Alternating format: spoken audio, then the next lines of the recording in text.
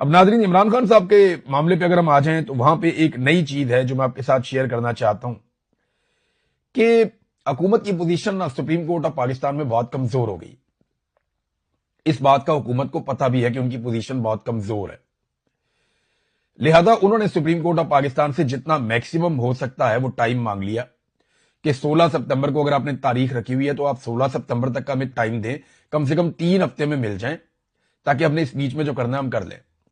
اب یہ جو پمز اسپتال میں 2 بڑے واقعات ہو گئے ہیں نا، ایک تو وہاں پہ 14 بچوں کی شہادت ہے، چھوٹا واقعہ نہیں ہے، دل دہلا دینے والا واقعہ ہے۔ دوسرا، وہاں پہ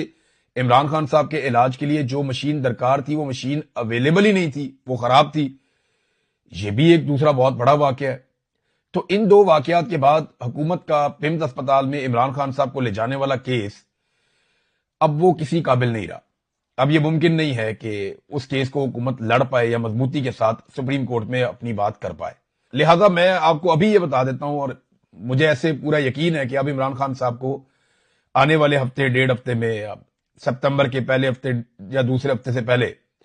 عمران خان صاحب کو جو ہے وہ لے جایا جائے گا شفا انٹرنیشنل اسپتال میں۔